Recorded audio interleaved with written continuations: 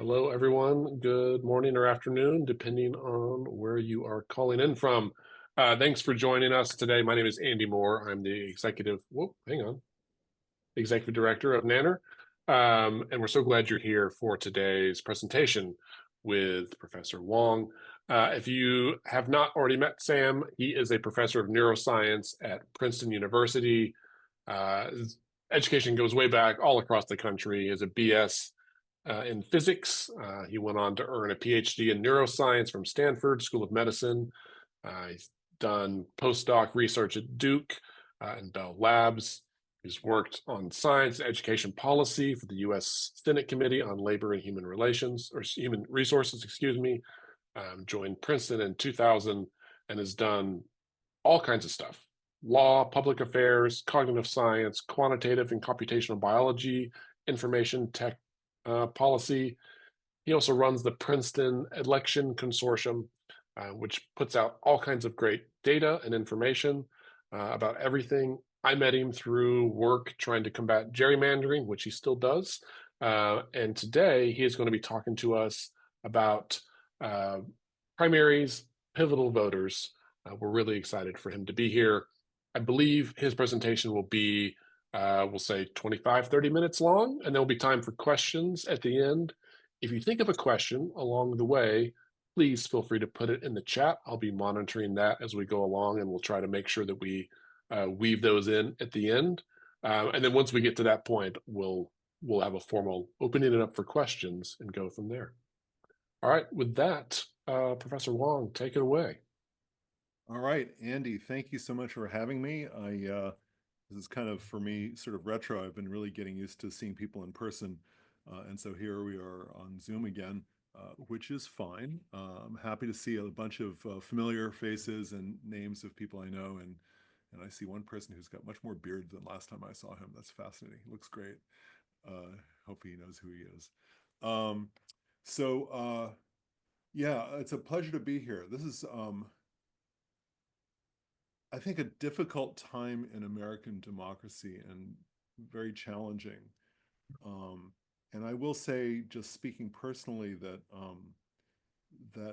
I have a lot of faith in the kinds of changes, repairs, and reforms that can make to democracy to make it work better.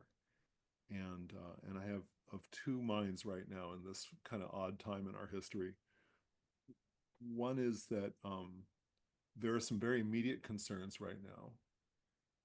But the other is that these long-term repairs that a lot of us are interested in, I think, are still very important, and we have to, uh, you know, keep the house from burning down, as if we're going to do the Talking Heads theme.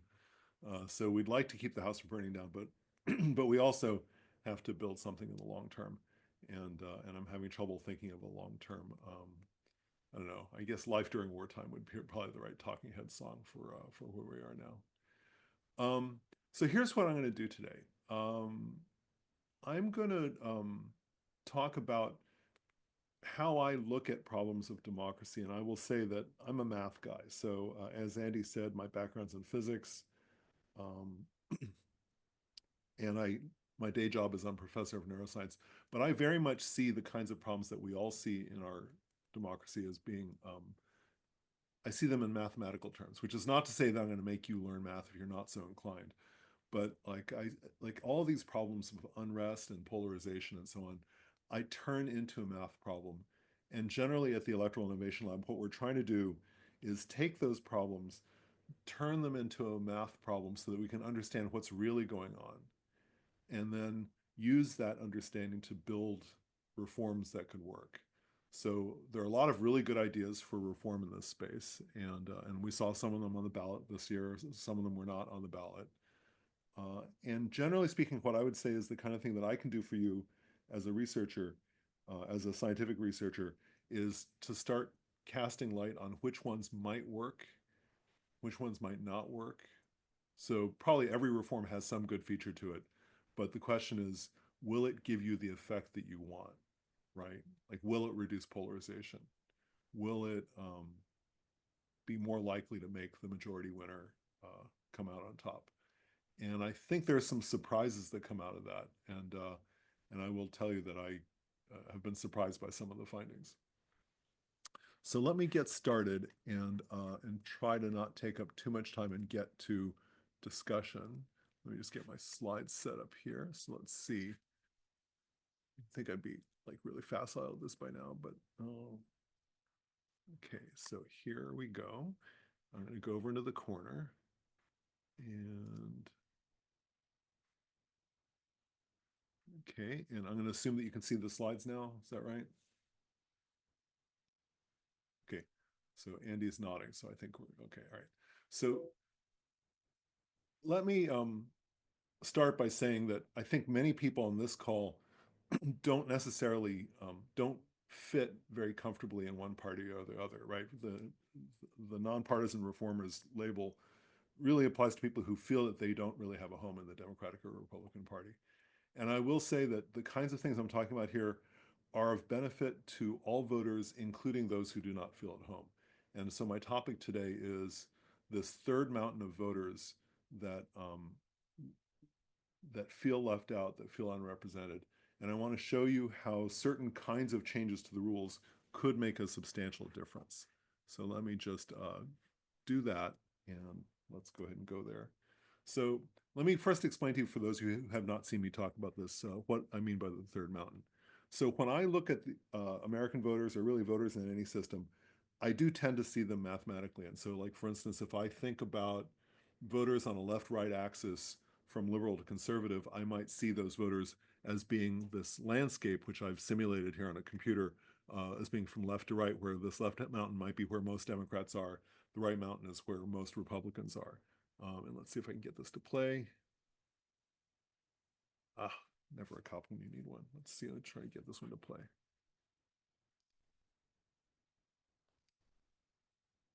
Hold on for a second. This is so funny. Shoot. Just a second. I apologize. This is like, this worked before, and now I have to figure out why it didn't work before. If I can't get it to work in 3 seconds, I'm going to skip the movie. It's too bad. I really like this movie. Um,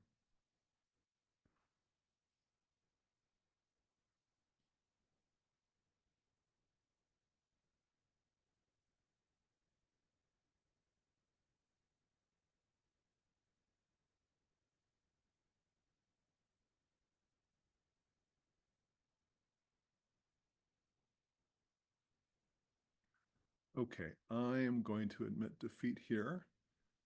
My computer is not doing what it does every other day of the week. So if this were working, what I would show you is that even though you're on the left or on the right, that there are many of us who do not fit on this axis very easily. And let me just actually do one last thing to try to get it to work. Hold on for a second.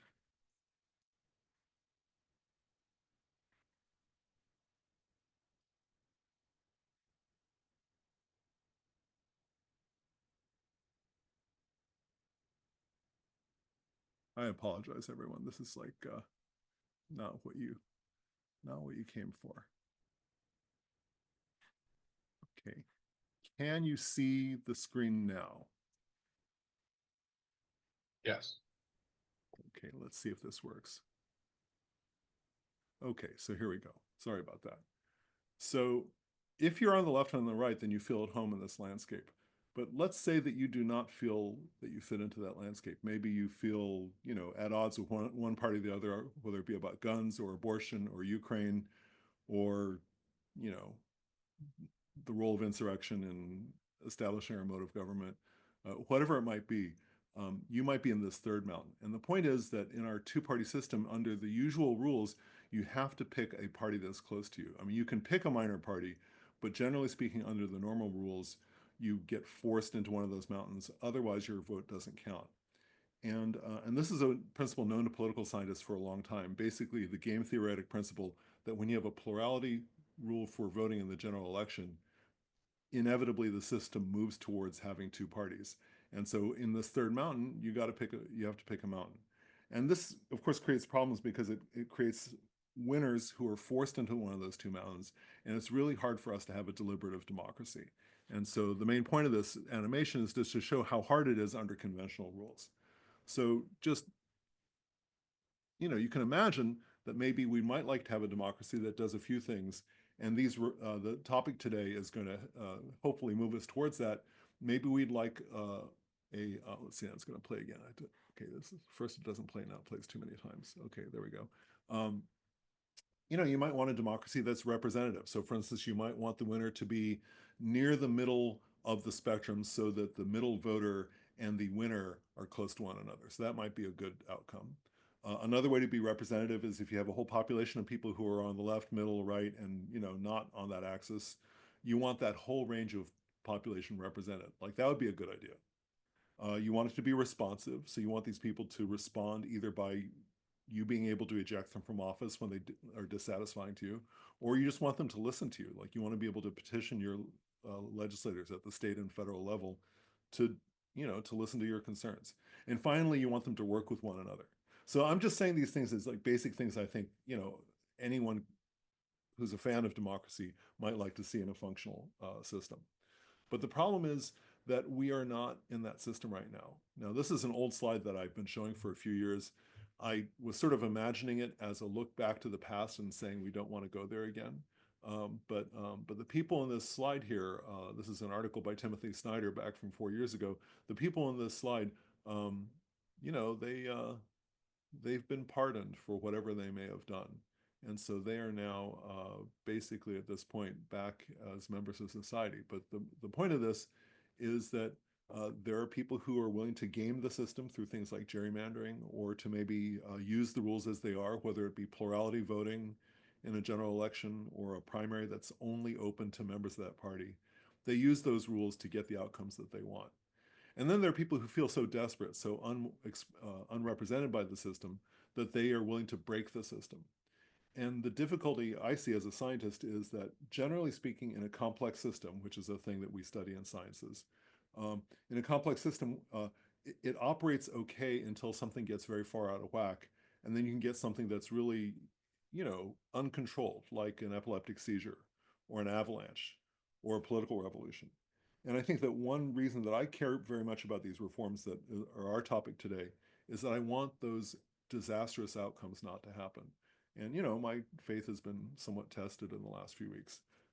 But I think that there's an important role to either build for the future or to maybe recover from where we are right now as a nation. So my general take on this is that although there are people in the system who are quite angry about it, there are also other ways to proceed. And so here in the lower right is a selfie taken by two Republicans and a Democrat, Sarah Palin, Nick Begich, and Mary Peltola, in a ranked choice election in Alaska. So this is a particular kind of election that some of you, I think, already know about, which is a top four primary where everybody runs in one great big primary, and then they run in a second round against one another. And you can see here that whatever may have happened in other parts of the country, this is a part of the country where people followed the rules, the new rules, and it's claimed that ranked choice voting incentivizes the building of coalitions. And you can see here that maybe they actually are not so angry with one another. And so what I would say is that we can understand why this kind of thing happens. And I have a TED Talk, which I encourage you to watch, which was released last year, about the topic of could we use math to help repair democracy? So just to orient you towards the unique problem that we have in our time, one reason that we care a lot about democracy reform right now is that right now, at this moment in our history, small changes in vote lead to large changes in outcome. Right? The presidential election last year was decided by about 1 percentage point in the popular vote. And without getting into the electoral college, which is a whole different topic, turns out that usually when the popular vote is close, the electoral vote is also pretty close. And it's usually, but not always, in the same direction. But the point is that we've had two times in our period, in our history as a nation, when the popular vote has been really close. The first was a period called the Gilded Age, and it was a period of racial division, technological disruption, inequality, and deep partisanship. And now we live in this time where, again, it's racial divisions, technological disruption, inequality, and deep partisanship. And you can see these happening in real time in the news in front of us, right? I mean, we have these half dozen hackers who are now uh, who have now reprogrammed the US Treasury computers and have the social security numbers of everybody on this call, which is really, I think the neutral way to put it is impressive. But anyway, that is the thing that is happening right now. And so, all these things are amplified in a really big way in our second Gilded Age. And one question I think generally is, can we design reforms that make it less likely that small changes in vote lead to massive swings in policy? And so that's the thing that I want you to keep in the back of your mind as we go through what I'm going to show today. So I think everyone knows that the parties have moved apart. This is just a mathematical analysis of Democratic and Republican voters since the end of World War II. And you can see that Democrats and Republicans have moved apart. And they moved apart more rapidly after Watergate. And Republicans basically lost their liberal Republicans. Democrats lost their conservative Democrats. And these two parties have moved apart, Republicans more so than Democrats. But the ideology has really come apart a lot. And this has led to this idea that Mark Tushnet has called a constitutional hardball. So on the one hand, we're really separated. And I should say here that individual voters are actually quite loyal in their voting habits. And each of you, even if you may be independent, you probably tend to vote for one party much more than the other party. And that's a general phenomenon in modern polarized politics. But that's a little weird because here's this other fact, which is that when people are asked what party they belong to, they are much more likely than in the past to say they belong to neither party. And right now, the neithers are currently floating around 49 to 51%. And there's a Gallup survey that there's at least one Gallup survey that showed more independents than Democrats and Republicans combined. And so this is just a graph of that data over time. So now we have this paradox. We're really polarized as a people. We vote in a polarized manner. Elections are close year after year at the national level and in many swing states. Yet half of voters feel disaffected and they don't feel you know membership in either party.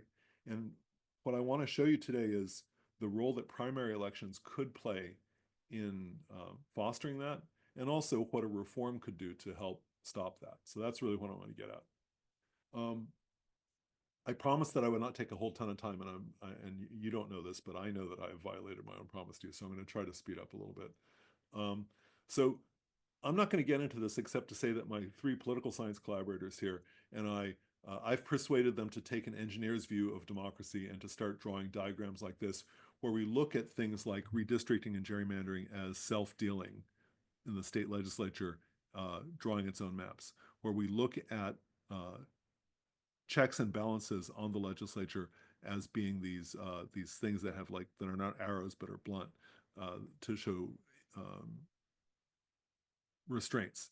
And then this double-headed arrow between voter polarization and the state legislature is just the voting rules reward the production of polarized legislators. And if we don't have any kind of system to help accurately translate voter polarization into what our legislators do, we end up getting amplification of how polarized voters are. And so that's really what I want to talk about today. Now, let me just start from one kind of straw man, which is, there are organizations that just want to run a third party candidate. I think many of you are familiar with the organization No Labels. Last year, No Labels had this idea to run a third party presidency, and they thought, oh, we can do that, and we can build a strong middle by running a third party candidate. And I think they really meant it. I think that at face value, I don't know, like they show every indication that they were sincere about that, and it wasn't some ploy. Now, some may differ with that, but I get the idea that they were sincere. But here's the problem: if you just take the current system and just run a third-party candidate, you end up getting a situation where first, okay, this should not say Biden and Trump; it should say DNR. Sorry about that; it's an old slide. Under a conventional rule, typically the vote share of the winner is going to be 50% or more. And so we did 10,000 simulations under that rule, and voters who are polarized on the left and on the right, that's on the left, this is like liberal to conservative on the left hand of the screen. On the right, this is how much of the vote the winner gets. And so in our simulations, they're at an equal advantage. But if you stick a candidate in the middle of the spectrum, and that candidate is, say, a little bit closer to the Democrats than to the Republicans, then the vote share that the Republicans need is smaller than what than the Democrat needs. Now, I did it this way, showing a candidate that was a little bit closer to the Democrats. If they were a little bit closer to the Republicans, it would have gone the other way. So the point here is that you hurt the one you love. If you run a third party candidacy under the current rules of American elections, whether it be for the presidency or for Congress or for governor or for state legislature, the third party candidate tends to hurt the candidate they feel closer to, that voters feel they're closer to. And that's paradoxical, right? That's the spoiler effect. And so here we are in this weird situation where a third party, if you just try to build a third party for, at the start, you get perverse outcomes. And so the problem there is that you can't start there. It's kind of like, when I first moved into one of my first apartments, it would have been nice to have a fire, cozy, but I didn't have a fireplace. And so the order of operations there is build the fireplace first, then build the fire. If you build the fire first, then you get very bad outcomes. And that's the kind of thing we're looking at here, right? Running a third party candidacy without reforming the rules is like building the fire first. So now, there are ways to combat that. It turns out that I haven't shown you, I'm not going to show you because it's not really our main topic today. Local voters are less polarized. And so because local voters are less polarized, it opens a route for third parties to win. And it opens a route for third party candidacies to do better. And so one route forward is for these ideas to play out at a local level rather than at a national level because voters are less polarized. So that's just kind of an aside. It's not really the main topic today, but I want to plant that seed with you so that we can have a discussion about it. The idea that third parties might be less likely to be spoilers at a local level. So that's the main thing I wanted to leave you with here. Okay, so here's the hope of voting rules reform. So I didn't get into it very much. I get the idea that about half of you already know about these voting rules. Here's a rule that's in use in Alaska. As I mentioned before, in Alaska, everyone runs in one great big free-for-all. Democrat, Republican, independent, candidates with names like Santa Claus. Everybody runs in one big primary. And the top four go on to the general election, and then they run in a ranked choice general election. And we've done simple calculations that the number of competitive congressional districts has been low in the past, but has gone up in the last few years because of reforms in redistricting. So we went from 33 competitive districts to in the range of 50 competitive districts, which is an improvement. And we've calculated that having ranked choice voting or having top four primaries or having approval voting, these are just different names of reforms, can all double the number of competitive seats. And there's two things that are at work here. One is having a top four primary where everybody runs in the primary. Another is having ranked choice voting. And what we're working on now here at the Electoral Innovation Lab is trying to understand which of those things helps the most. And can one of these reforms help even if you don't have the other one? And I'm going to show you in a moment a reason why we have to worry about whether one of them is going to work without the other. So the flavor of the year or the Hemi decade has been ranked choice voting. I think you've perhaps heard quite a lot about it, and it's in play. It's in use in many cities in the United States. As I said, it's in use in Alaska. It's also in use in Maine. There are places that use ranked choice voting. And this is just one example of a claim by a fairly eminent and really very smart scholar, Anne Marie Slaughter, who's my former colleague here in Princeton, who is interested in the possibility that ranked choice voting can reduce polarization. So this was the hope of many reformers in 2024. It was on the ballot in many states. If you go to this resource that we created at Princeton and in Princeton at the Electoral Innovation Lab, we cataloged all the different reforms that were on the ballot. And I encourage you to go through that site. We're in the middle of revamping it to what we need now post-election. But we characterized all party primaries, ranked choice voting, nonpartisan redistricting. These are all on the ballot in different places around the country. If you've been following this closely, you know that it was not a great year for for many of these reforms. So this is just a graph of all the election outcomes of these various reforms that I'm telling you about, and also a graph of reproductive rights measures. And I'm using that as a control to show you the kind of thing that happened 3 months ago in November. Yeah, 3 months ago. So I think if you know about these things, you know that reproductive rights measures generally do better than Democratic vote share. And if you look at this graph, the horizontal axis is how much of the vote share Kamala Harris got. The vertical axis is what fraction of voters voted for a reproductive rights measure or voted for a democracy improvement measure. Let's call it a democracy renovation measure.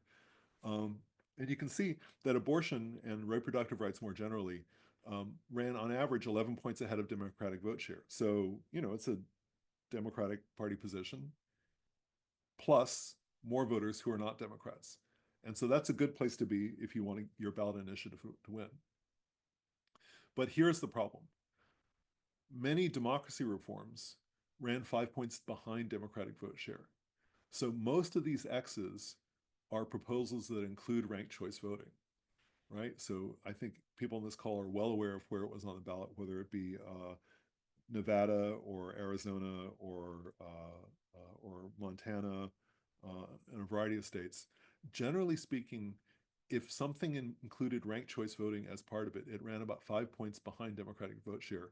Still correlated, but just 5 points behind. So if you would you rather be 11 points ahead of where the Democrats are or 5 points behind?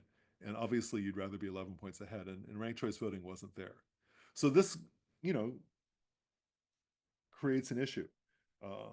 One way to address this is to persuade people better about the merits of ranked choice voting, and I think there are merits. Another is to find another path that gets us what we want as people who want democracy to work better. And so in that respect, I want to just flag 3 measures that did better than Democratic vote share, or at least did not lag behind Democratic vote share. So the basic problem, okay, and they are Alaska, where repeal of ranked choice voting failed, and it got just over 50%, repeal just below 50%. Another place is Montana had a curious measure that was basically an all-party primary without ranked choice voting, and there's some technical issues there that I want to get into. But it came within about 1 point of passing. Like it almost got there, didn't quite get there. And then redistricting reform did not make it, and there's a whole story to tell there. I think under the right conditions it could have made it, but it did not make it last year. So the point here is, I think, a couple of meta points. One is that some of these reforms now have the aura in voters' minds of being a Democratic Party ploy, right? Like there's a reason why there's a correlation between ranked choice voting support and Democratic vote share. It's because both parties apparently see ranked choice voting measures as being partisan and basically something that Democrats want. So that's a real challenge. The other is that when you vary the conditions a little bit, either when you give them something and then take it away, threaten to take it away, which is what happened in Alaska, they rally. Or in Montana, where you say, can just everybody vote in a primary? Like that's basically the Montana thing that was on the ballot, which is just letting everyone vote in a single primary. That did surprisingly well. So I think that there are lessons from this, that one would need to be open-minded about exactly where to pick, what to advocate for, and where to advocate for it. There's much more to say about this, but I don't want to get too into the weeds. I will produce weeds on request, but I'm just not going to produce too many more weeds. So let me now kind of get to the point of, I think, the real reason that Andy and I were talking about coming to you all. There's different ways to work within the existing rules. And one thing that I think people may be aware of is that a very small fraction of people vote in party primaries. So fairly typically around 1 in 5 voters vote in party primaries. It's really small, far smaller than the fraction of voters voting in a general election. And here on the left is the issue stances. This is now work done by Drew Curran and Victor Odoard. And I think Drew is on this call right now, so he can answer some technical questions if they come up. I mean, he and I can both answer technical questions. So this blue line and this red line are voters who voted in the Democratic voter and the Republican primaries, arranged from liberal to conservative. And we did a bunch of math to find out what they were. There's a survey database that allows us to do this. But if you look at the Democrats and Republicans who did not vote, they are less polarized than the ones who did vote. So that's interesting, right? The ones who didn't vote are more towards the middle in their issue stances. And then you have people who are unaffiliated, which is this bottom graph in purple. They're really the entire range. They are far less polarized than partisan voters. So the point is, the question we asked was, what happens when these people who either didn't vote or who are unaffiliated, what happens when they vote in the primary? And what's on the right is the winners of the elections in our simulations. And now this is now a regular primary, right? So this is now increasing turnout in the current primary system, where on the top right is, imagine you have a closed primary, but you can just get more people to show up. If you get more people to show up, you can see here that there are more winners in the middle than there are under current conditions of turnout. So one intervention that could help would be to increase turnout. Now that could be a hard lift because there are reasons why people don't vote in primaries. But here's a more interesting result, I think, which is, okay, what if you just let everybody vote in a combined all-party primary? The thing they have in Alaska, the thing that almost passed in Montana, that's here in the lower right. And you can see here that the gray histogram is these two mountains of legislators who are elected on the left and on the right in a closed primary system, in a partisan primary system. And then this purple curve is where the winners of the election are in an all-party primary. And you can see way more winners in the middle. And so letting unaffiliateds vote in a combined all-party primary is, in principle, a good strategy for building moderation. And I will say that there's pretty good empirical evidence for this from places where this has actually been implemented. California being a place where there's a lot of data on this. And Christian Gross has done at USC has done some excellent work on this front. And we can talk about it afterwards if you want. But now let me see. Okay, I need to get this to work. So okay, but so this is so far all well and good, but this is now in a situation where it's a 50-50 state. But now let me generalize this, and this is some interesting stuff that we've been doing because we got interested in this particular state, and this is new stuff. No one's ever seen this before. Drew sent this to me like a few days ago, and Drew's like, "Oh my God, dude, you're showing this to this audience." And so this is stuff where this is live new findings. Uh, Tennessee has a super interesting rule. Tennessee has a rule where the parties are partisan, the primaries are partisan, but you can walk in and attest that you belong to one party or the other. There's no partisan registration. Nobody's registered to a party. You just show up and say, I attest that I am a Democrat, or I attest that I'm a Republican. Now, I think everyone knows here that Tennessee is a highly Republican state. Um, in Tennessee, if you increase the turnout under this rule, you can get more moderates elected. And this is pretty interesting. So even in Tennessee, where you have partisan primaries, because voters have the option of choosing a ballot and because turnout is low, here's a state where we just crank up the turnout and you can see there's the potential for more moderation. And this is important because if you follow state by state politics, Tennessee has some crazy things going on. There's a supermajority in the legislature. They have enough votes to basically eject people they don't like, and they ejected some members of the minority who are Democrats, the Tennessee Three. And so there's all kinds of stuff happening in Tennessee right now, and it's an open question. Is it possible to um, build a better political culture in a state like Tennessee? And I would say this kind of calculation suggests that maybe one can. So this is just to show you certain kinds of things appear to be more effective than others. And I have a tendency to really want to quantify this sort of thing. So I want to know which reforms are going to have the big effect, which reforms will have a smaller effect. And I would say in conclusion that my feeling about where we are right now is that it looks like all party primaries give a big benefit, and increasing turnout in existing primaries can also produce a benefit. And these are examples of ways to build strength that's outside the two major parties. And I would say that, by the way, that an all-party primary also has the potential, although we have not simulated it, has the potential to build minor party strength. And so that's another thing that may be of interest to people on this call. So this is the kind of thing we're doing here in Princeton, New Jersey. And if you like it, I encourage you to come read about what we do at electoral-lab.org. We are in a growth mode, and we're looking for partners. We're building a science of democracy reform, and we would very much like to find partners around the country, and of course, ways to expand our work, whether it be through people on the ground or support to help us hire more people.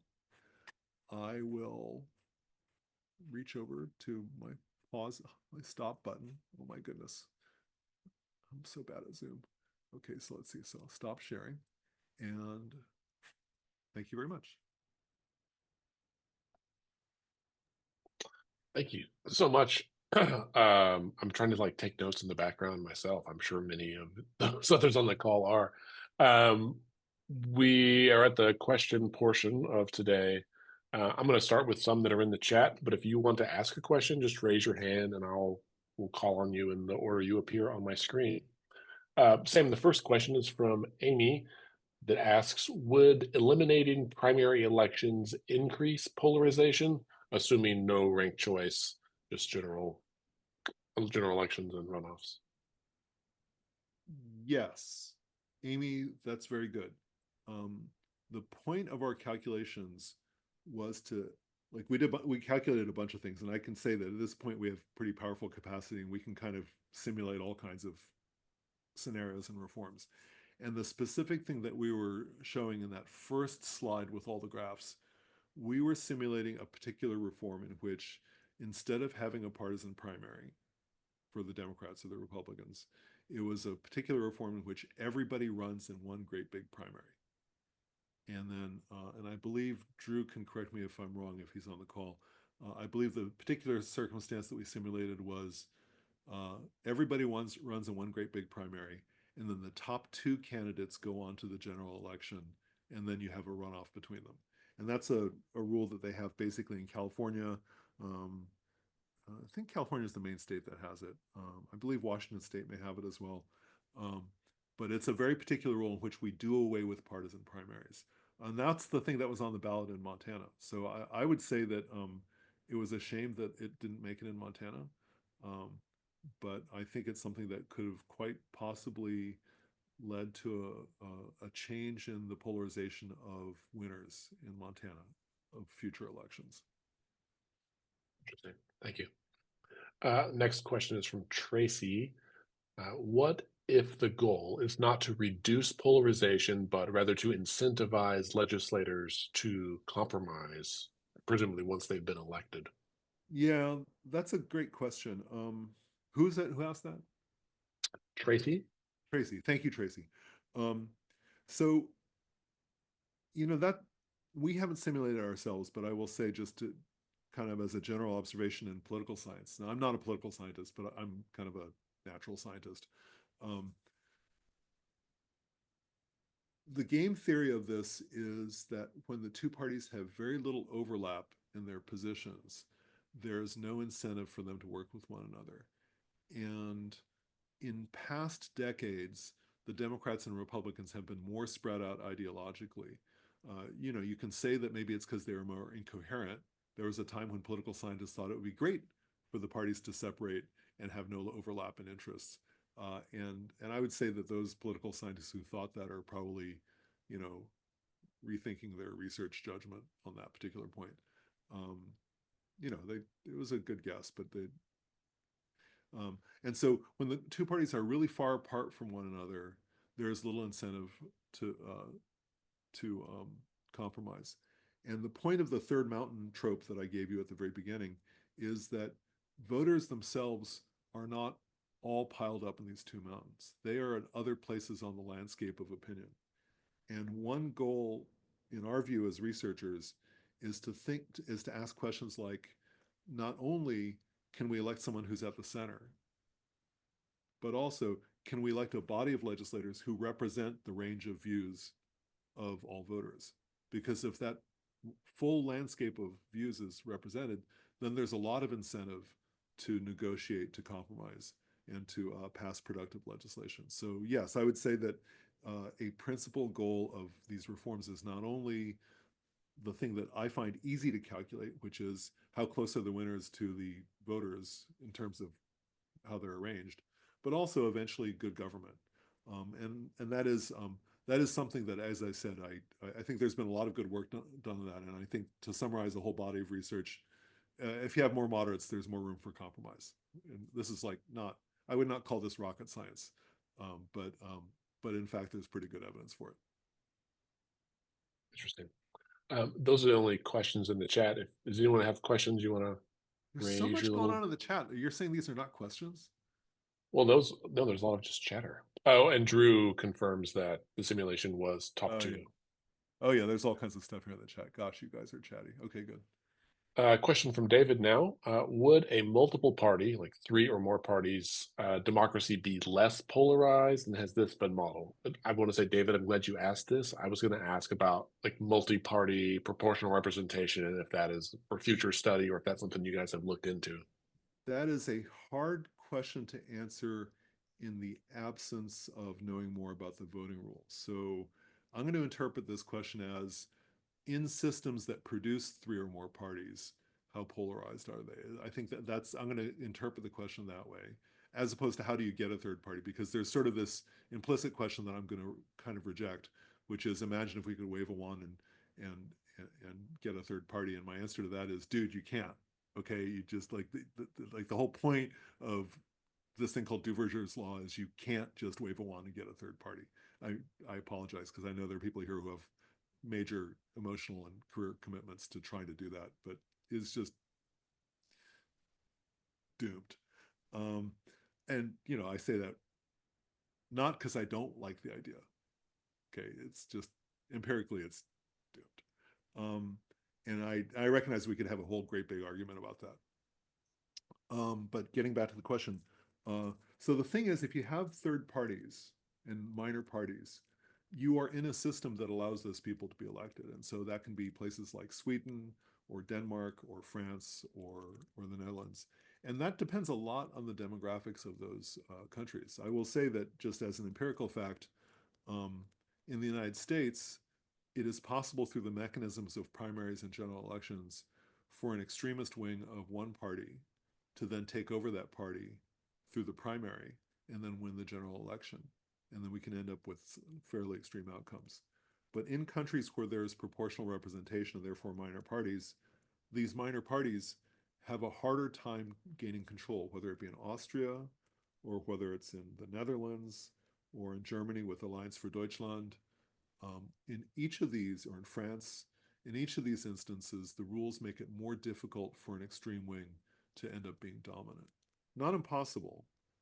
I mean, look, if you have a society in which 50% of people want that kind of outcome, you know, they elect people who are to the liking of those voters.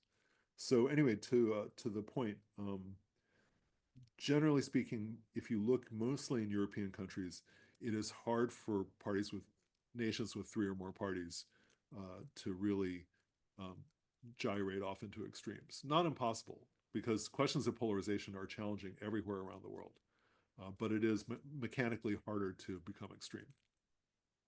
Sure, sure. I know. I think Sterling mentioned this in the chat, but Lee Drutman, I think in some of his work and publications has suggested six parties, kind of outlining, dividing the electorate into six groups that he thinks might work. To your point, Sam, it's really Yeah, hard the to thing is, form a party. yeah, Lee is a great proponent of that, and I don't see him on here, uh, but Lee has a big heart and really wants that, but Lee's wand is currently not working, and so I think there's a huge logistical problem there, which is that the challenge I think in his recent New York Times piece is well expressed, which is how to represent that complex landscape. Um, and he says if we had proportional representation, that would be a way of doing it. And I think my take on that is I have a co-author on a book who used to say, um, if we had some ham, we could make a ham sandwich if we had some bread. And so, there is the question of how to get there. And I think this is a really important practical question for anyone on this call. How do you work step by step towards a long goal that is important that Lee has outlined, where the first step is to get Congress to repeal single member districts? And, maybe the answer is to go to a state that has more of a history of being willing to try things like Vermont. And so get the voters of Vermont to try it. But wishing for such a thing at the congressional level is in my view, really runs into a practical, finding a practical path. Like that problem is somewhat significant at the moment. Love the sandwich analogy because you're exactly right. It's more than just wanting it. There's a lot of logistics that go into it. I'm going to call on John Opdyke first because I saw you go off mute a minute ago, John. So I knew you were in John line. Updike is in the house. Oh, still muted. Still muted. Oh yeah, Well, John, he's we can't hear you. yeah. John, you're still muted, and I'm going to compliment your glasses and your beard while you're muted. And now, hopefully, How's that? Can you hear me now? yes, Good. Okay. glasses and beard still look great. Sorry. Yes. Um, Great to see you, Sam. I like the visual of the. I think I'm paraphrasing. It was kind of you were describing a third mountain of voters, Yep. and in developing that kind of that paradigm or that understanding that there's this kind of people that don't fit neatly in the two parties. How do you experience coming at this from a mathematical point of view? Political science and the punditry insist that there isn't a third mountain, that the third mountain, the independents, can best be understood as leaners, you know, Yeah. that Yeah. This is a good you point. can just recategorize the third mountain as Democrats light and Republicans light. How big a barrier do you think that is to developing this conversation? Yeah. So the evidence is more mixed than that particular finding would let on. Let me just see if I can unpack it while giving respect to the existing research and pointing out what's missing in the research. So the thing that scientists point to is when they check in with voters who say they're independent and then say, well, how did you actually vote? They find that the great majority of them are highly habitual. And I showed evidence of that at the beginning because we have all these close elections for president, and there's just not that much swing between the parties. And so they are correct that that is how those voters act. But that's because those voters act that way because they are left with two major choices. And so what I was trying to say, I got a little discombobulated because my animation wouldn't work. What I was trying to say is, look, you've got three mountains, and I give you a rule where I say, okay, you have to pick one of those two mountains. And you say, well, I don't like those two mountains. I want my own mountain. Like I say, sorry, dude, you have to pick one of those mountains. You pick the one that's closer to you. And so, of course, these voters pick the mountain that's closer to them, and it's going to be one part or the other. So that's the way to. I think that reconciles both the research finding that political scientists have looking back in time at historical behavior and where voters are at. And I will say that uh, Drew and Victor and I have analyzed voter attitude surveys, and we can see voters who are not in those two mountains, and it's quite clear in the data that they exist. And then the question is, how do they vote? And I think it's also clear that when given the option, they pick candidates who are close to them. So I think basically, um, I would say you are correct, knowing you a little bit. You are correct that there are many voters who feel unrepresented, and they are correct that those voters pick the thing that's closer to them. And I think both of those statements are true. And what I'm saying is that, okay, what we need to do is reprogram the simulation and create a rule that opens the possibility that they can have a choice that's more acceptable to them. And the challenge I see, just kind of to the extent that I'm able to game out practical strategy, which is, to an extent, um, is finding a path that actually leads to these improvements that either will not be, say, that either can pass on a ballot line in the 25 states that allow ballot initiatives, or not be fought tooth and nail by politicians in office. And so the difficulty is you got to find a path that is not going to get blocked. And that is a challenge. And I think that it's sort of the difference between should it be done, right? So, you know, what Lee Drutman and Jesse Wegman had at the time in the New York Times, oh, yeah, sure, that should be done. And can it be done? Which is, can we get people to vote for it? Thank you. Mike Koenig, did you still have a question? Just a quick, yes. Hi, Sam. Great to see you again. Appreciate Mike, your levels are kind of low. I'm having a little trouble hearing you. Can you hear me now, or is that too A low? little bit better. Lean in, and Yeah. then we'll, and then Well, I'll just. Can you hear me? Okay. If not, I'll. Okay. That's good. So, Sam, I was just saying, good to see you. Appreciate your update presentation. When you presented at during the No Labels conference, and then facilitated some further discussion, it felt like there was a pretty growing awareness and appreciation for the importance of incentives and the impact primaries have on legislators and the incentives to legislators. Can you maybe share your own perspective and maybe even reflection on that conversation from your standpoint? Yeah. Let me see. How shall I describe that conference? That was a super interesting conference. I was invited to the. Hold on for a second. I just had to fix something on my screen.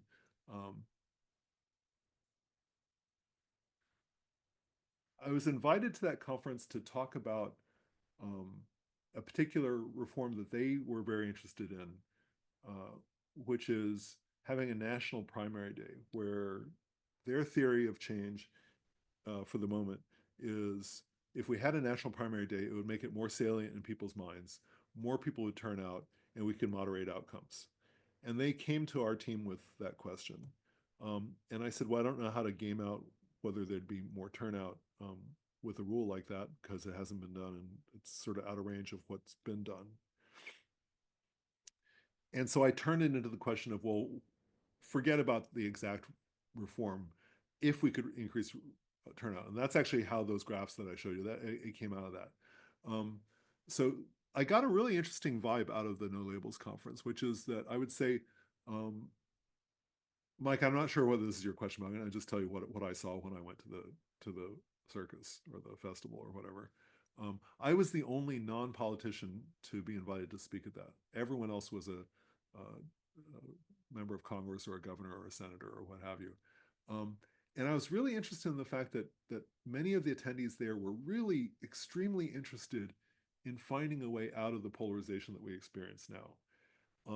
The leaders of that organization are very oriented towards practical front-end work with legislators in Washington, raising money for contributions to campaigns, and finding ways to work with legislators as they are.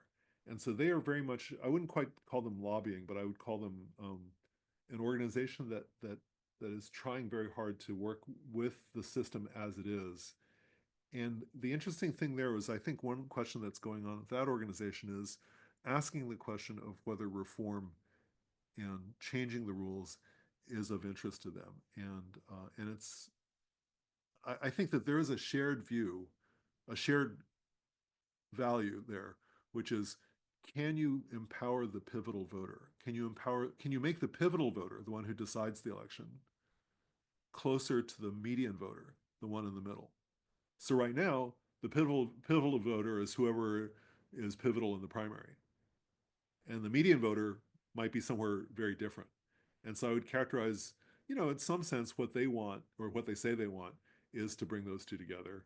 And the way they want to do it is by, getting Bill Cassidy or Susan Collins or whoever to have the scales fall from their eyes and do a thing that is driven by moderation and reason. So that's what they want. And I would say that rule changers want to do it by actually changing like I said, reprogramming the simulation. And so it's really interesting because I feel like they're in a period of possible change, and I don't know what they want, but it was really interesting to see it play out in real time And Mike, I don't know if that's what you wanted, but and you were there, so I think you may have seen some of the same dynamics. Yeah, that was perfect. Thank you. Was great. We're running short on time. I think there's a couple of questions I may have missed in the chat, and I apologize. I will read back through the chat and try to connect parties. And Um, I'll be briefer. you're fine. You want to do a quick lightning round for a couple of them? Sure, I'll try Um, my best to be really brief. It's not my nature, but I'll try. one question is about approval voting, especially when paired with the top two primary. Are there any studies from your lab looking at that or anything planned around that? Yeah, approval voting for those who may not know about it. Approval voting means like you just turn off the thing in the voting machine that keeps you from voting for more than one candidate, and you check off everybody you like. So approval voting is, yeah, love pizza, love sushi, don't like anthrax, don't like tire rims, and so I'm going to get pizza or sushi for lunch and not anthrax or tire rims. Okay, that's approval voting. Um, and um, and so in principle it can work. There's this really good work by this person named Francois Durand, who's a French democracy researcher, that suggests that it can work, but it can be gamed. I mean, the difficulty is that it could possibly be gamed by hostile actors who just don't vote for people who are acceptable to them in order to force the system to give them the one they want the most. And so I think the difficulties it can be gamed. I think in places with the right civic culture, you can imagine it working.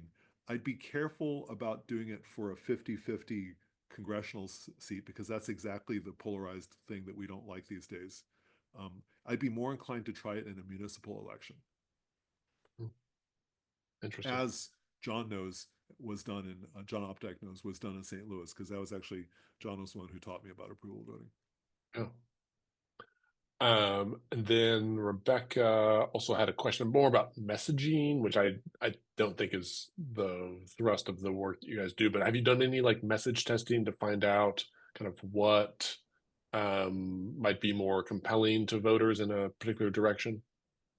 Um, no, but my observation based on seeing what strategists do and watching messaging is that there is a general suspicion of ranked choice voting, especially among Republicans, but even among Democrats. But that appears to not pertain to things like you feel left out because you can't vote in either primary. The system is rigged against you. Like these kinds of statements about corruption or the system being rigged or just giving more voters more choice are very hard to argue with. Ranked choice voting, you know, requires some thinking. It's like the voter said to Adlai Stevenson, Governor Stevenson, every thinking American supports you. And Stevenson says, it's not enough. I need a majority. And which right there tells you why Stevenson never became president. But anyway, but I think the difficulty is finding ways to get people to just give them an easy path to voting for a reform. Fair enough. Thank you, Professor Wang, for being here today. Thank you, attendees, for being here. This session, as you were noted at the beginning, has been recorded. I will upload it to YouTube and send it out to all of you so you can circulate it with your friends, family, relatives who might be interested in this, fellow election nerds. We've got some more similar webinars coming up that we're planning for later this year. If you're not already on our mailing list, please go to nonpartisanreformers.org and sign up. And we would love to see you in a future session. Until then, have a great week.